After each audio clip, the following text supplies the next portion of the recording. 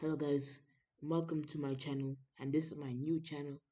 uh, and I would love for you guys to support the channel. Please like, subscribe, and comment on my videos. It means the world to me.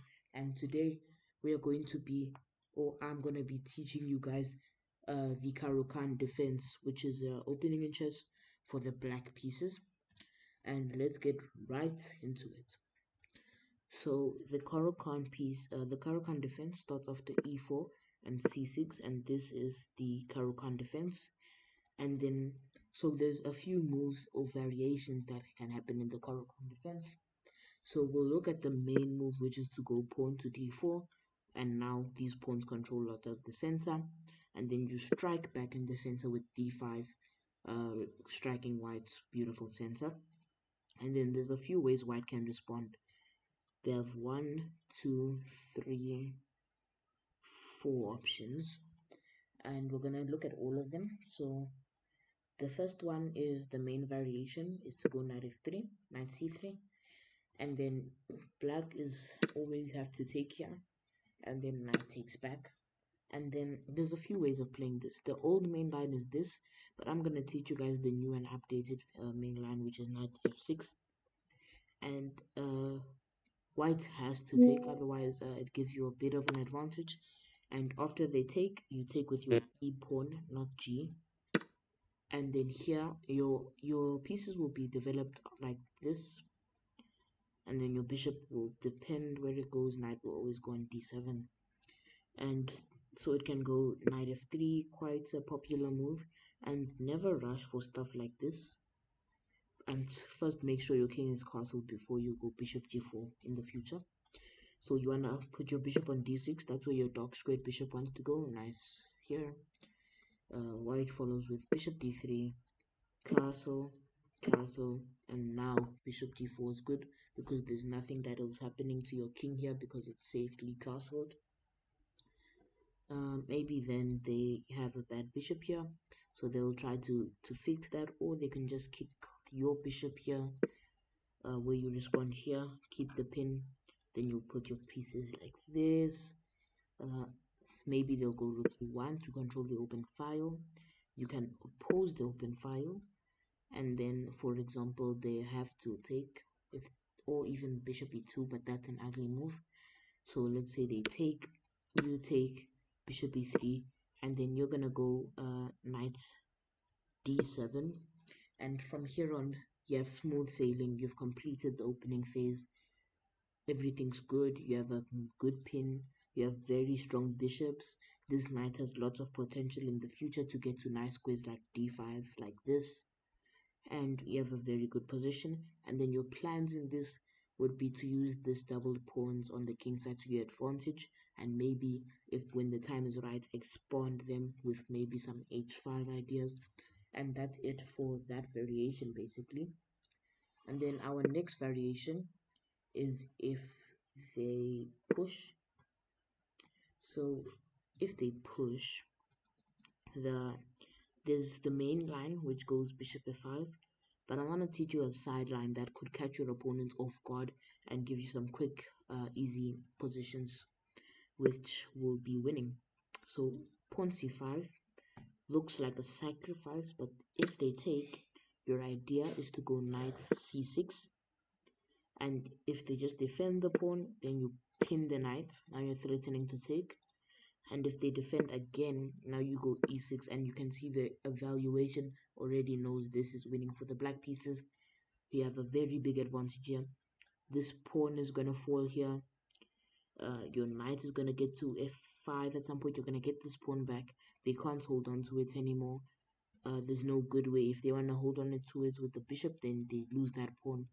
Everything is good here. There's no b4. You just take, and it can continue.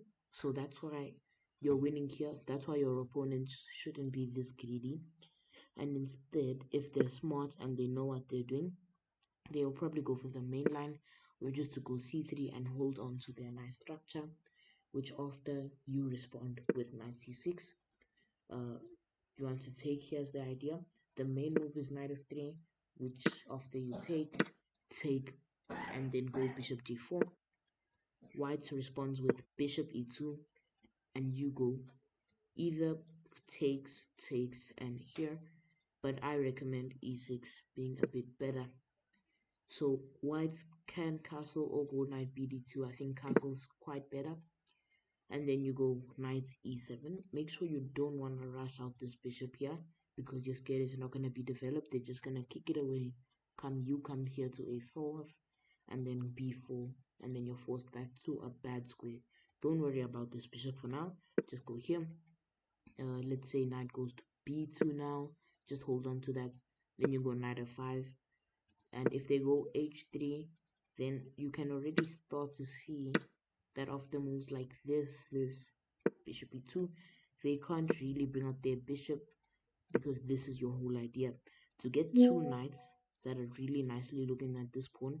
Then you bring your queen as the last final piece that targets this pawn and this pawn with a fork, and you're very likely to be having a good opening after this, and it's a very pleasant position to play on. You're very likely to win a pawn or two, and it's very easy to play on from there.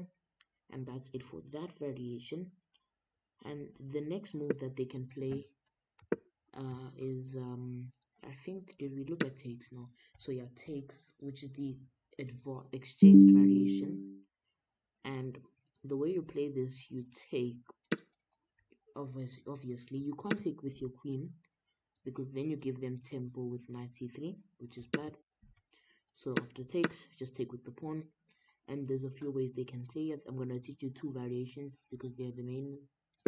So bishop d3 is the one, and the idea of this is that your bishop never can become good, because it can only access these squares safely, and it can't access these two squares or three squares here.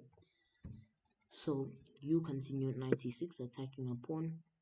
They're forced to defend with c3, and then you don't have to worry about this bishop. I'm going to teach you a slightly aggressive variation, which is to go queen c7, and many people would go knight c3 here, which is a good move, or right move. Or actually, no, never mind. The main line goes h3. This move allows bishop g4. Even though it's an okay move, it's not the best. h3 would be the best response for your opponent. And then you strike in the center with e5, and you can see that after takes and knight takes, your opponent doesn't want to lose the bishop here, so they go here. Then you go knights here. They can't really do anything, so maybe they'll go there, try to pin you. You can go bishop d6, and here you can already see the eval is coming higher and higher. Even though it's 0.1, I think it should be way higher, because this position is really good. You just develop like this. Let's say they develop. If they do this, there's a very nice move. Just takes with check, and after they're forced to take back, you win a piece, which is why instead they go knight e2, and now their pieces are very passive. If you look, all these pieces haven't even passed the third rank, so they're very passive, and your pieces are very aggressive here, controlling everywhere, everything, and you have a very pleasant position for the future. Now you're just gonna castle alongside, not short side, maybe you want to attack on the short side, and you will have a very pleasant game here on. Next variation is for them to go with, we looked at this, the last one for this video. I'm not gonna go through very depth, I'll do those videos separately, but we're gonna look at not e5 now. If they don't go d4, controlling the center, some people try to trick you with knight c3. Then you of course go d5. Just remember, after c6 it's always d5. And then they go here, then you must take, just remember that, and they take back. So here it's basically like that other variation I showed you, where you bring your knight out here, but this time they have one knight here. So you bring your knight out here. So most people take, and then it's like that other variation I showed you. It's the same thing, where you go bishop d6. You don't rush bishop g4, you wait to castle. First you castle, then bishop g4, then knight here. And I showed you that variation, and yeah, that's very good. But if there's a trap that you need to know. After this, many people like go knight here or bishop here, and don't play these moves, because if you blunder into this, they actually have a crazy checkmate on d6. So don't blunder anything like that. Just play normally with this, and if they go queen e2, just take, take, take, go here, and then after takes, you have a very pleasant endgame that you can play out here. You're going to develop your pieces like this, and instead of castling, you go king d7, so that your king is more centralized, and you have very pleasant counterplay here for this queen trade. And that's it for today's video of the Caro-Kann defense.